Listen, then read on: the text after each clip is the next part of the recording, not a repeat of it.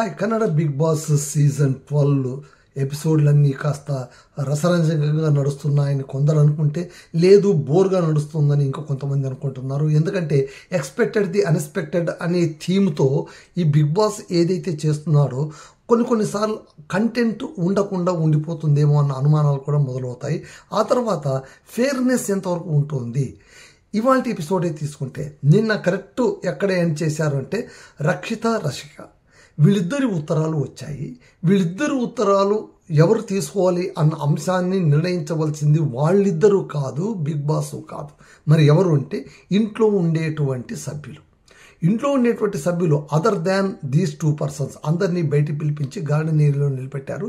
మీరందరూ కలిసి ఏకాభిప్రాయంతో ఎవరికి ఈ ఉత్తరం ఇవ్వాలి అనుకుని ఆ పేరు ప్రకటిస్తారో వాళ్ళకి ఈ ఉత్తరం వెళుతుంది.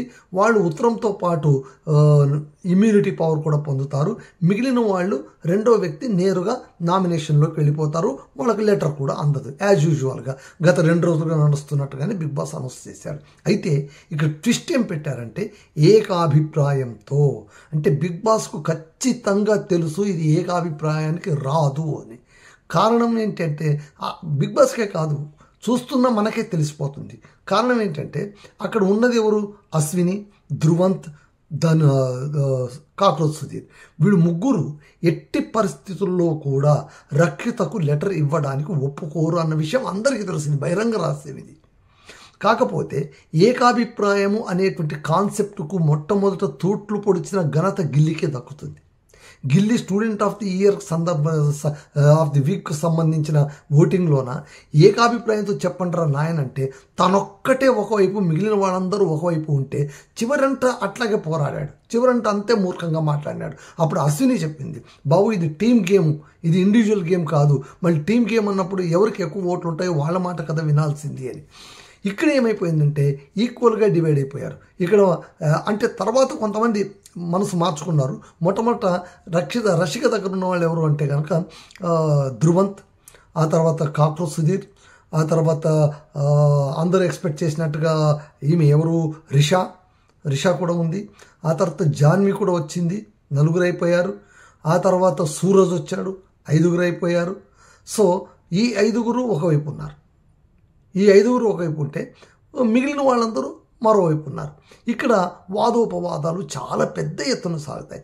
అందరి నోటి వెంట మాట వచ్చేది ఏంటంటే రఘు ఒక మాట అంటాడు, రక్షితకు లెటర్ వెళ్ళాలి. కారణం ఏంటంటే ఒకటే, ఆల్రెడీ గత వారం క్యాప్టెన్సీ ఓటింగ్ కంటెండర్కి సంబంధించి, లేకుంటే స్టూడెంట్ ఆఫ్ ది వీక్ ఎవరు పెట్టాలి అనేటువంటి దానికి సంబంధించి, ఎవరు రేసులో ఉండాలి ఉండకూడదని దానికి సంబంధించి ఇంటి వాళ్ళ నుంచి ఫోన్లు తెచ్చుకున్న వాళ్ళలోన రషిక కూడా ఉంది. వాళ్ళ తమ్ముడు మాట్లాడాడు, ఆ గొంతు ఆల్రెడీ ఆమె వినింది. సరే పర్పస్ ఏ విధంగా ఉన్నారు, ఎందుకోసం విన్నారు అనేది పక్కన పెడితే కనీసం తన ఇంటి వారి గొంతుకు వినడం కూడా ఒక ప్లస్ పాయింటే కదా.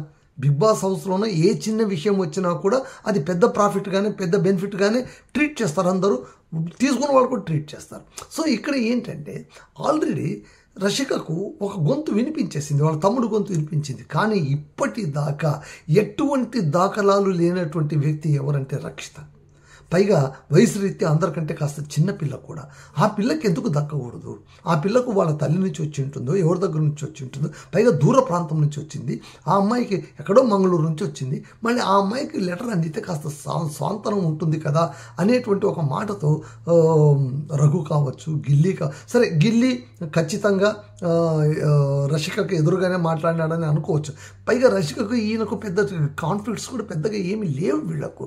సో అలాంటప్పుడు అశ్విని గౌడ్ రషిక పక్కన నిలబడుతుంది అన్న ఏకైక కారణంతో గిల్లీ యూతులైపు వచ్చాడని చెప్పవచ్చు. అలాగే మిగిలిన వాళ్ళందరూ కూడా ఎవరు, గిల్లీ కావచ్చు, మాళు కావచ్చు, రఘు కావచ్చు, ధనుష్ కావచ్చు, వీళ్ళందరూ కూడా పాపం కన్విన్స్ చేయడానికి ప్రయత్నిస్తారు. కావ్య కూడా ప్రయత్నిస్తుంది. కావ్య చెబుతుంది, వాళ్ళకి చెప్తుంది, ఆలోచించండి, మీరు రషికకి చెప్తుంది, కొంచెం మీరు ఆలోచించండి. ఆల్రెడీ ప్రత్యక్షంగానో పరోక్షంగానో ఒక బెనిఫిట్ ఆల్రెడీ రషికకు వచ్చింది, ఏమీ రానిది రక్షిత కదా, ఆమెకి ఎందుకు మనం ఈసారి ఛాన్స్ ఇవ్వకూడదని. అయితే ఇక్కడ మీరు గమనించాల్సింది ఏంటంటే it is a emotional situation. ఇది నామినేషన్ ప్రక్రియ కాదు. నామినేషన్ ప్రక్రియ అయితే ఖచ్చితంగా మేము ఇవ్వమంతే, ఎందుకంటే వాళ్ళ వల్ల ఇంత నష్టం జరిగింది, పర్సనల్గా నాకు ఇంత నష్టం జరిగింది అని చెప్పవచ్చు. ఇక్కడ అశ్విని తీసుకున్న పాయింట్స్ కావచ్చు, ఆ తర్వాత రిషా తీసుకున్న పాయింట్స్ కావచ్చు, పర్సనల్ లెవెల్కి వెళ్ళిపోయాయి. It's very bad. మీరు ఎన్నైనా చెప్పండి. ఆ తర్వాత ఆమె పెద్ద త్యాగం చేసింది. ఎవరు? అశ్విని. తన కొడుకుల నుంచి వచ్చిన ఉత్తరాన్ని త్యాగం చేసి జాన్వికి ఇచ్చింది. Okay, that may be good, but this is very bad. ఈ బ్యాడ్నెస్ ముందు, ఈ చీకటి ముందు ఆ వెలుతురు కనిపించకుండా పోయే పరిస్థితి వచ్చింది. అందరూ కూడా అశ్వినిని, అసలు ఆమె మాట్లాడిన మాటలు, ఇల్లు మొత్తం ఇదైపోయింది, ఇంట్లో ఇంత అశాంతి పెరగడానికి కారణం ఆమె నన్ను వ్యక్తిగతంగా టార్గెట్ చేసింది, నన్ను మానసికంగా హింసించింది, ఎట్టి పరిస్థితుల్లోనూ ఆ అమ్మాయికి ఉత్తరం రావడానికి వీలు లేదు అని భీష్మించి కూర్చొనింది. జాగ్రత్తగా ఆలోచించుంటే జాన్వి విషయంగా ఎంత పెద్ద మనసుతో ఆలోచించిందో, నిజంగా అంత బ్రాడ్ మైండెడ్.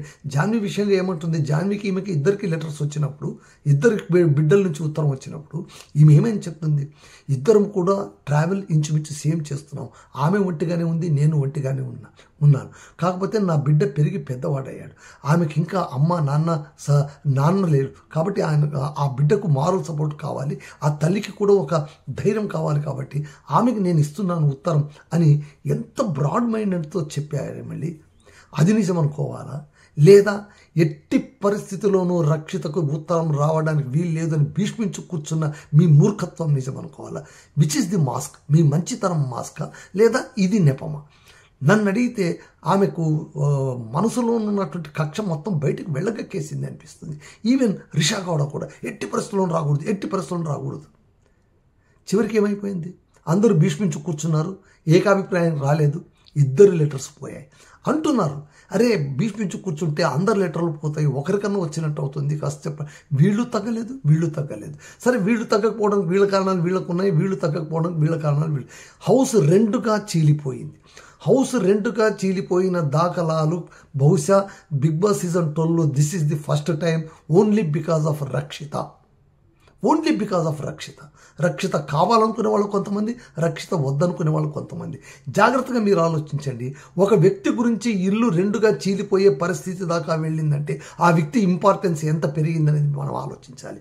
ఖచ్చితంగా పబ్లిక్ ఇప్పుడు అశ్విని గారు కూడా ఆలోచించాల్సింది ఏంటంటే, అదే ఒకవేళ నేను వద్దనుకోండి, ఇది ఆఫ్టర్ ఒక లెటర్ అంతే, ఇది నామినేషన్ కాదు. ఆమె ఇంటి నుంచి బయటికి వెళ్ళిపోదు. ఆమెకు మహా అయితే ఏంటి, లెటర్ రాదంతే. లెటర్ రాకపోవడం వల్ల ఆమెకు పెద్దగా నష్టం కూడా ఏమీ జరగదు.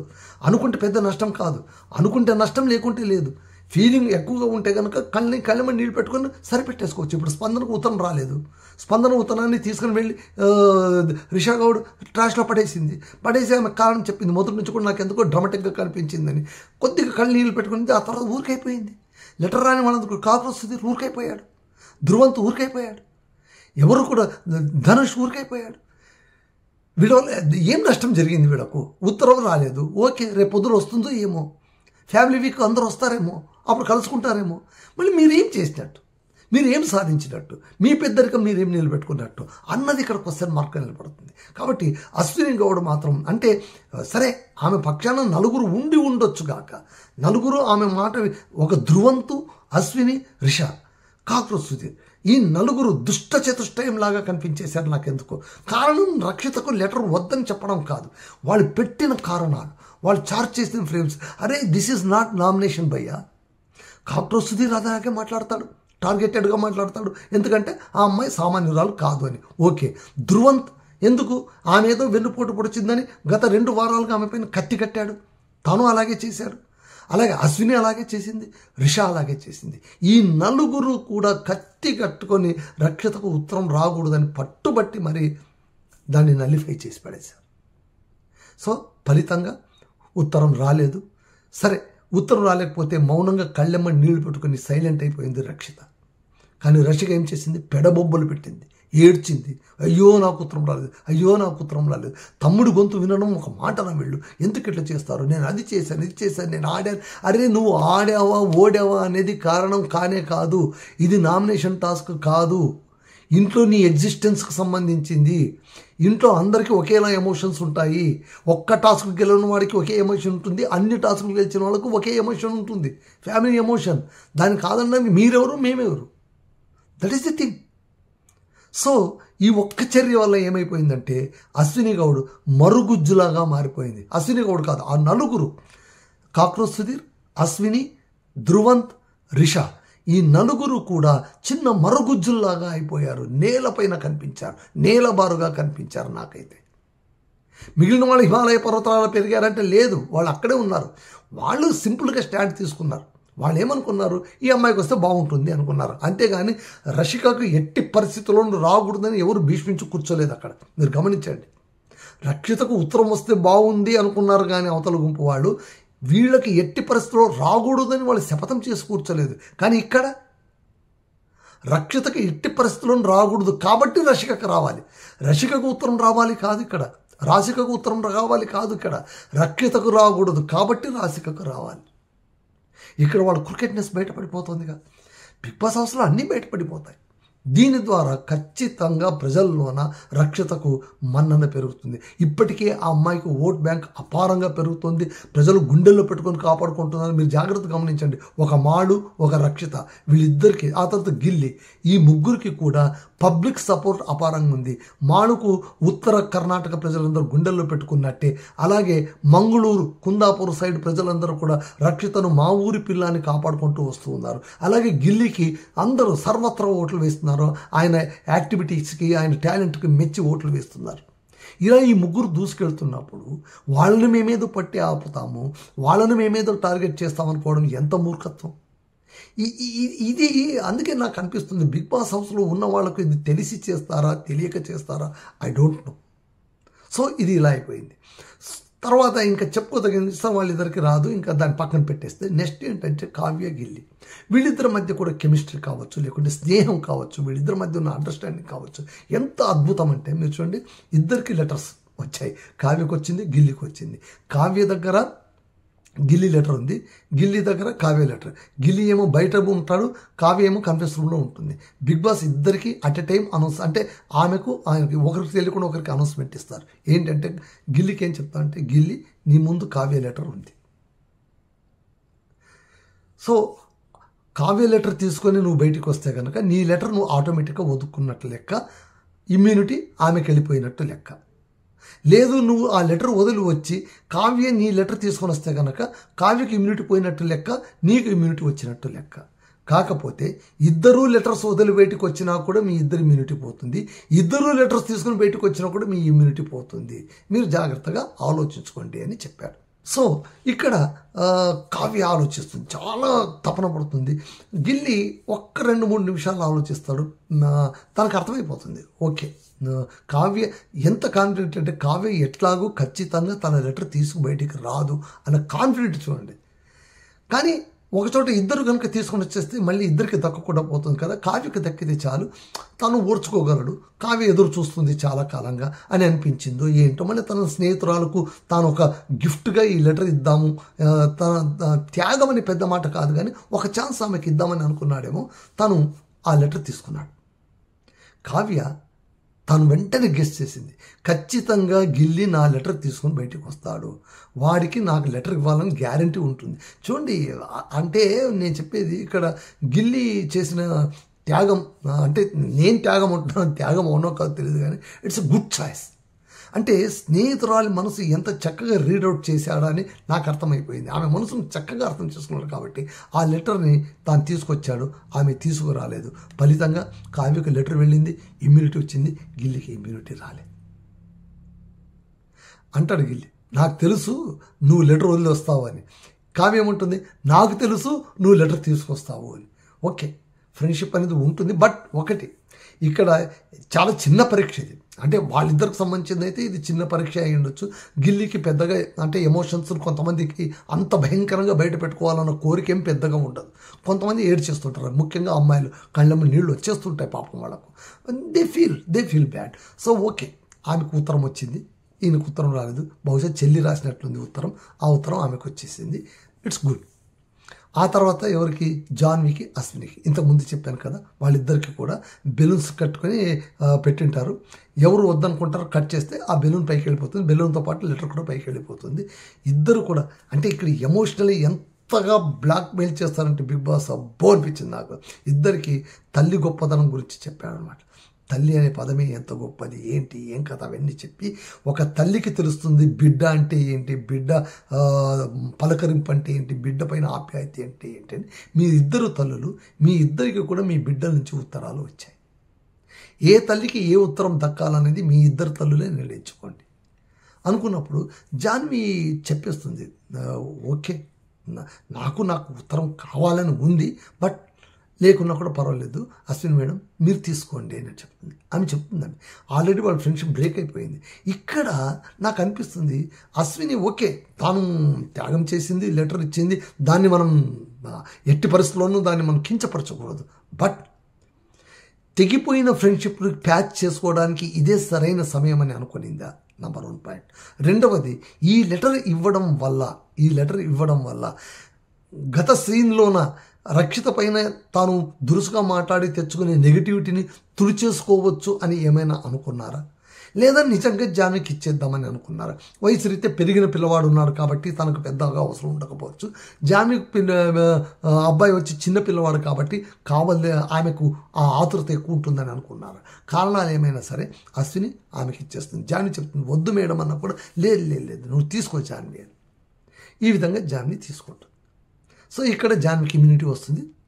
సో 6 మెంబర్స్కి ఇమ్యూనిటీస్ వస్తాయి. జాన్వి, ఆ తర్వాత రిషా, ఆ తర్వాత అభిషేక్, రఘు, మాళు, కావ్య, ఈ 6గురికి ఇమ్యూనిటీ వస్తుంది.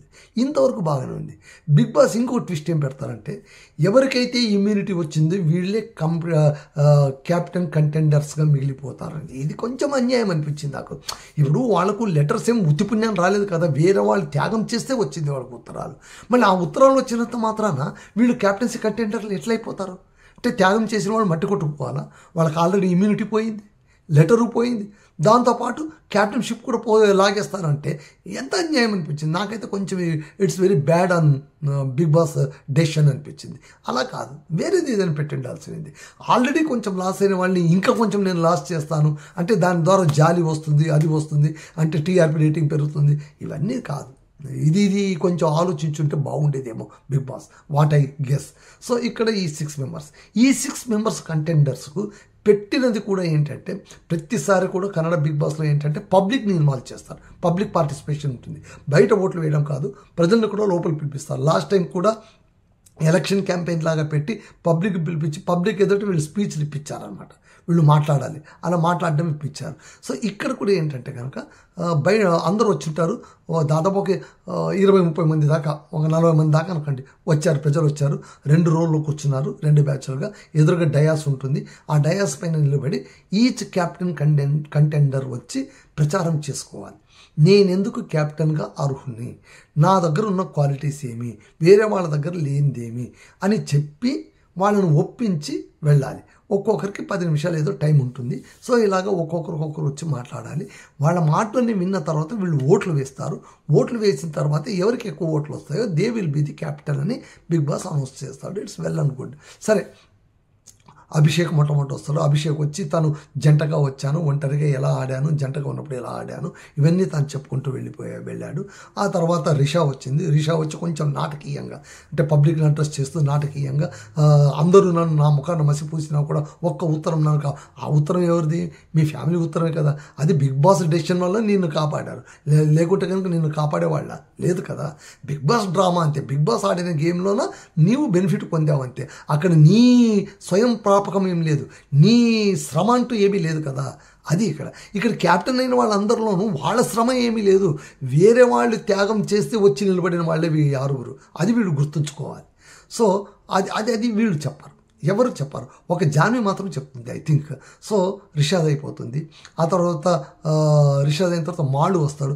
మాళు ఎందుకు ఓవర్ ఎగ్జైట్ అయ్యాడేమో అనిపిస్తుంది బయట పబ్లిక్ని చూసి. ఎందుకంటే ఆయన పబ్లిక్ ప్రోగ్రాంలు ఇచ్చి అలవాటు కాబట్టి ఒక 2-3 పాటలు పాడేశారు, డబడబడబడబడ మాట్లాడేశాడు. నాది ఉత్తర కర్ణాటక అన్నాడు, అది అన్నాడు, ఇది అన్నాడు. అంటే తనకి ఎక్కడో లోపల ఇన్ఫీరియారిటీ కాంప్లెక్స్ ఉంది. నేను బాగా మాట్లాడలేకపోయానని ప్రజలందరూ అనుకుంటున్నారేమో అనుకున్నాడు కాబట్టి బడబడబడబడ వాగేశాడు, వెళ్ళిపోయాడు. ఆ తర్వాత రఘు వచ్చాడు, తన గురించి చెప్పుకున్నాడు, తను స్పోర్ట్స్ మ్యాన్గా ఎలాగా అవార్డు అందుకున్నాడో చెప్పాడు, మల్టీనేషనల్ కంపెనీలో బెస్ట్ లీడర్గా ఎలా అవార్డు అందుకున్నాడో చెప్పాడు, వైల్డ్ కార్డ్గా వచ్చి ఫస్ట్ కెప్టెన్గా ఎలా అయ్యానో ఎన్నుకున్నాడు చెప్పుకున్నాడు. నాకు ప్రజల్ని అర్థం చేసుకోవడం తెలుసు కాబట్టి నాకు ఇంకో ఛాన్స్ ఇవ్వండి అని ఆయన జెన్యూన్గా ఆయన తాను చెప్పుకొని వెళ్ళిపోయాడు. సో ఆ తర్వాత కావ్య వచ్చింది, చివరిగా కావ్య వచ్చింది. ఆ తర్వాత జాన్వి వచ్చింది. జాన్వి వచ్చి ఆమె ఇంకా నాటకీయంగా, నేను ఒక తల్లిని కొంగు చాచి మీ ఓట్లు అడుగుతున్నా, సరే ఎలాగైనా అడగొచ్చు, ఒక తల్లి చేసిన త్యాగం వల్ల ఈ తల్లి మీ ముందు వచ్చి నిలబడింది అని ఆమె చెప్పింది. Okay, credit she gave to Ashwini, okay that's well and good. కాకపోతే మీరు నాకు ఓట్లు వేయండి అని కొంగు చాచి అడిగింది. సరే అది కాస్త నాటకీయంగా అనిపించింది. చూద్దాం ప్రజలు ఎవరికి ఓట్లు వేస్తారు. చివరిగా మన ఈమె వస్తుంది, కావ్య వస్తుంది. కావ్య కూడా అదే చెప్తుంది, గిల్లి వలన కావ్య అని అంటున్నారు. కాదు, గిల్లి వలన కావ్య కానే కాదు, నేను సొంతంగా కూడా ఆడగలను, నాకు ఓన్ ఎమోషన్స్ ఉన్నాయి, ఈసారి మీరు నాకు క్యాప్టెన్సీ ఛాన్స్ ఇస్తే నేనేంటో చేసి నిరూపిస్తాను అని చెప్తారు. ఇక్కడ 6 ప్రచారాలు పూర్తి అయిపోయాయి. ఓట్లు వేసే ప్రక్రియ ఎందుకో నాకు కాస్త నవ్వు తెప్పించింది. ఎందుకంటే బ్యాలెట్ పేపర్లు పెట్టారు, బూత్ బాక్స్ పెట్టారు, అందరూ వస్తున్నారు, ఒకరు ఓట్లు ఒకరు చూసుకుని గుద్ది మళ్ళీ ఇట్లా చూపించి లోపల వేస్తున్నారు. Okay, this maybe captaincy task సంబంధించి కావచ్చు, కానీ ఇక్కడ కొంచెం ఆ సిస్టమ్ మెయింటైన్ చేసింటే బాగుండేది. ఓటు వేయడం అనేటువంటిది ఇది secret, it's a personal thing, ఎవరు చూడకూడదు. ఒక్కొక్కరు రావడం, ఓటు వేయడం, కావాల్సిన కెమెరాకు చూపించి మడిచి లోపల వేసింటే బాగుండేది. కానీ ఇక్కడ ఎందుకో ఒకరు ఓటేస్తుంటే పక్కన వాళ్ళు చూస్తూ ఉన్నారు, మళ్ళీ వాళ్ళు ఇన్ఫ్లుయెన్స్ అయిపోతారు కదా. వీడికి ఎవరు కోటేస్తారో చూసి పోనీ మనం వాళ్ళకి ఓట్లు ఇద్దాం అనుకుంటే మిగిలిన వాళ్ళకి అన్యాయం అయిపోతుంది కదా. బిగ్ బాస్ ఇలా చేయకుండా ఉండితే బాగుండేది. ప్రజల్ని లైన్ ఒకరి తర్వాత ఒకరు వదిలితే బాగుండేది. గుంపులుగా వచ్చారు, ఒకరు చూసి ఒకరు ఒక రకంగా చెప్పాలంటే కనుక చిన్న సైజు రిగ్గింగ్ జరిగింది. చిన్న సైజు రిగ్గింగ్ లాగానే అనిపించింది నాకు. అంటే చూసి ఓట్లు వేయడం అనేటువంటిది, చూసి ఓట్లు వేయడం అనేది ఎప్పటికి కూడా వ్యాలిడ్ సిస్టమ్ అయితే కాదు నన్ను అడిగితే. సో ఇప్పుడు ఇట్లా జరిగింది, చూద్దాం ఫలితాలు ఎలా ఉంటాయి, రేపు ఎవరు క్యాప్టెన్ అవుతారు, క్యాప్టెన్ అయిన వాళ్ళు ఏం చేస్తారు, ఎలా చేస్తారు చూద్దాం. ఇదండి ఇవాళ ఎపిసోడ్. రేపటి ఎపిసోడ్తో మళ్ళీ కలుసుకుందాం. అంతవరకు సెలవు. Ramadurga Masudan signing off.